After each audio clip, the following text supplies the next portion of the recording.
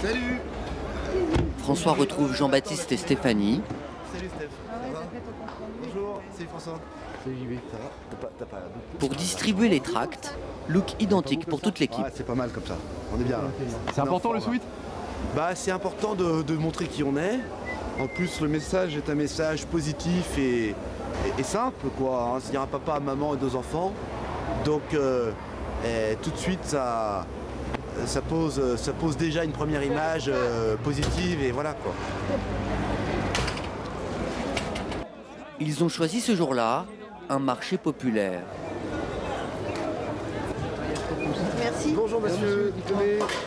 C'est contre le mariage de personnes de même sexe. Bonjour jeune homme. Un petit peu de lecture pour ce week-end. Quelques-uns se laissent convaincre facilement. Certains de vos proches veulent monter à Paris, il y a des bus et des cars et même des trains qui partent de Lyon. Pour moi, ça n'a pas de sens. Pourquoi? Ça n'a pas de sens parce que j'estime qu'entre hommes ou entre femmes, on n'a pas à se marier.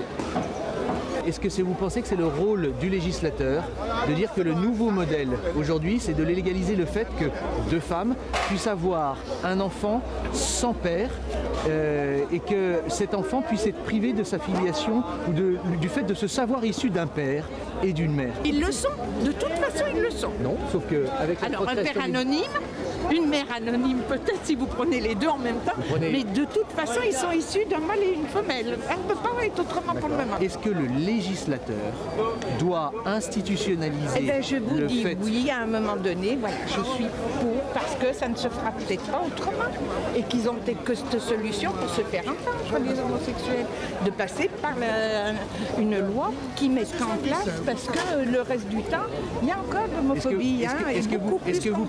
Je dis simplement soyons tolérants et soyons vigilants parce que sinon l'intolérance nous a menés à des situations. Vous avez senti une once d'intolérance dans mon propos?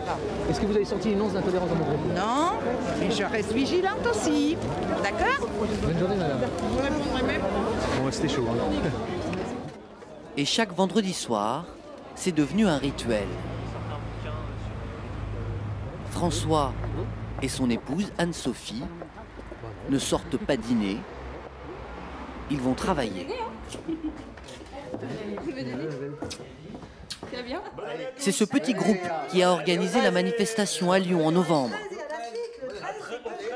Ces hommes et ces femmes sont chefs d'entreprise, étudiants, commerciaux ou mères au foyer, milieu bourgeois, tous bénévoles. Et donc il va animer on n'a pas vraiment la culture de la manif. On a réussi 30 000 personnes à Lyon le 17 novembre. Ça nous a donné des ailes pour aider la manif pour tous de Paris. Parti socialiste. Ce soir, ils s'organisent pour faire monter dimanche le plus de monde possible à Paris. Ils ont pré-réservé une rame de TGV qu'ils se disent sûrs de remplir. Pour payer la compte, ils ont bénéficié de dons de particuliers.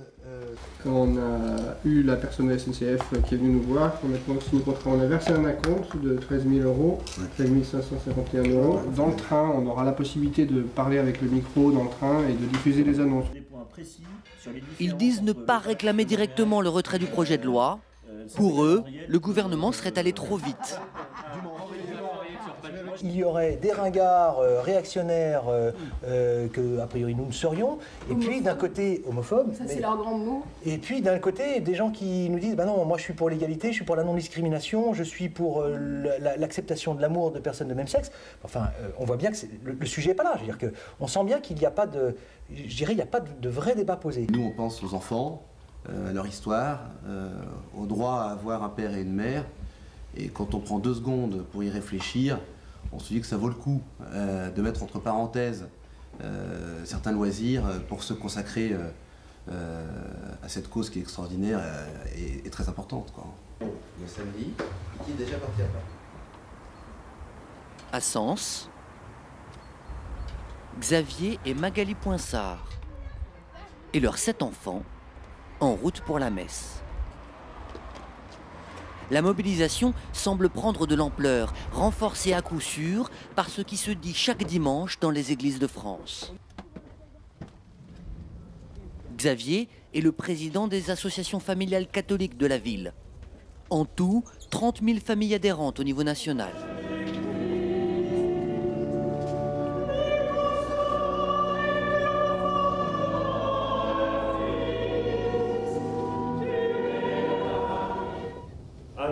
femmes peuvent avoir des enfants, 2 hommes ou 2 femmes ne peuvent pas avoir d'enfants. Il ne s'agit pas de mépriser les gens qui font un choix ou un autre. Il s'agit simplement d'en assumer les conséquences. Ça fait du bien, ça nous rebooste. 2 hommes ne peuvent pas procréer et 2 femmes non plus. Donc après... Ce choix-là, c'est un choix de vie qu'on accepte, ils sont tout à fait, voilà, c'est leur choix de vie. Mais c'est vrai, il faut assumer, il faut assumer. Le couple, évidemment, ira manifester. Il a même contribué à remplir l'écart au départ de Sens.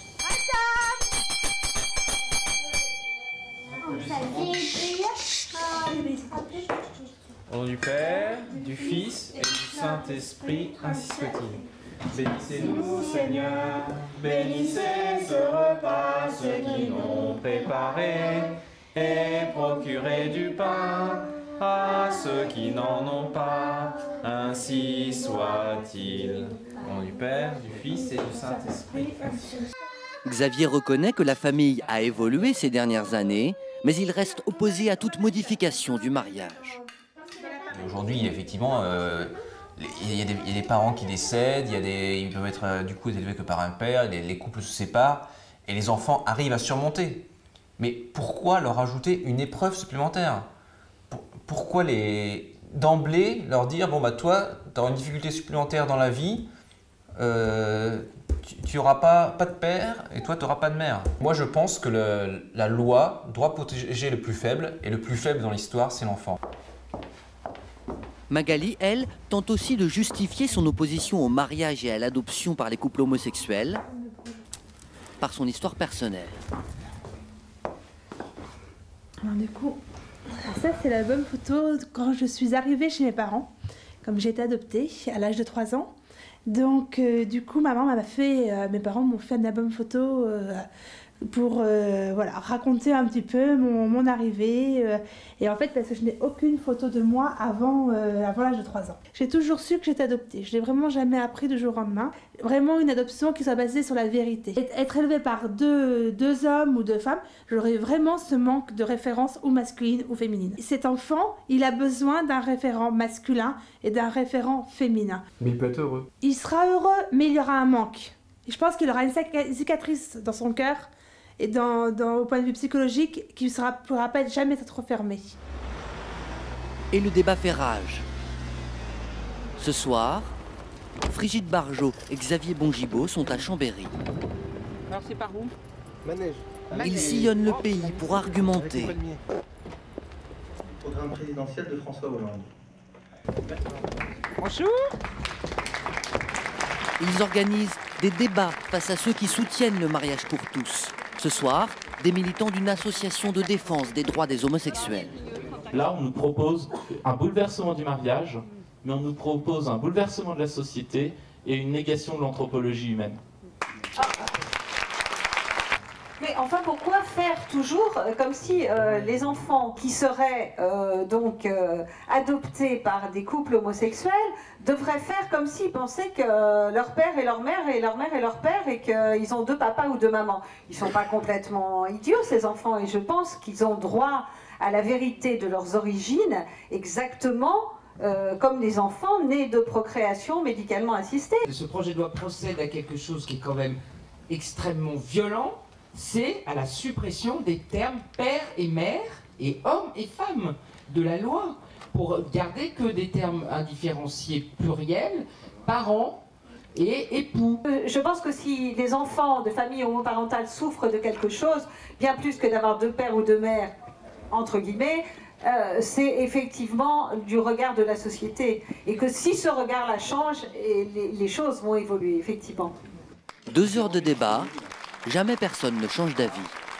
Eh ben c'est super, on n'était pas d'accord et pourtant ça s'est bien passé et pourtant, non mais c'est vrai, on a débattu sans s'engueuler, c'est déjà ça. Il y a beaucoup d'endroits où effectivement c'est extrêmement virulent, méprisant, infamant, avec déferlement de propos homophobes en tout genre, ce qui n'était absolument pas le cas ce soir. Donc moi je suis plutôt contente d'être venue, voilà. À la sortie, vente de t-shirts pour financer la manif. Les organisateurs affirment aussi recevoir des dons privés et le soutien de 2 riches mécènes anonymes. L'organisation coûterait en tout environ 1 million d'euros. Et puis tout à coup, rebondissement. L'école privée s'agite, piquée au vif par le ministre de l'Éducation. Vincent Peillon demande au recteur d'académie d'interdire tout débat au sein des établissements catholiques. Ma responsabilité de ministre de l'Éducation, c'est de ne pas importer dans l'école des débats qui sont des débats qui doivent avoir lieu dans la société. Et certains petits esprits veulent là encore prendre les enfants en otage d'un débat d'adultes. Non. Des directeurs et des évêques, eux, adressent des lettres aux parents d'élèves pour les inciter à manifester. La vieille querelle public-privé ravivée. Il est 8h30, début de la classe dans cette école catholique parisienne. Je vais vous demander ce que vous pensez du mariage pour tous. Je suis contre. Est-ce qu'on doit en débattre à l'école? Je pense que c'est pas le problème des enfants, mais des parents et des professeurs. Enfin, je suis contre a priori, mais... Est-ce qu'il faut en débattre à l'école, par exemple? Est-ce qu'il faut en débattre à l'école? Je pense que dans une école privée catholique, on a le droit de dire aux enfants certaines choses sur le mariage, en effet. Le directeur de cette école, Daniel Chapelier, a d'ailleurs écrit aux 3400 parents d'élèves de l'établissement. Je leur fais part de mon inquiétude sur le projet de loi. Quand un ministre dit à ses recteurs de surveiller ce que disent et ce que pensent des gens, on n'a pas le droit de penser, de s'exprimer. Alors que les parents nous confient leurs enfants pour notre projet éducatif, je suis inquiet de la démocratie. Je vous dis tout de suite qu'il y aura beaucoup plus de monde qu'on ne le prévoit dimanche. Le ministre a fait ce qu'il fallait pour.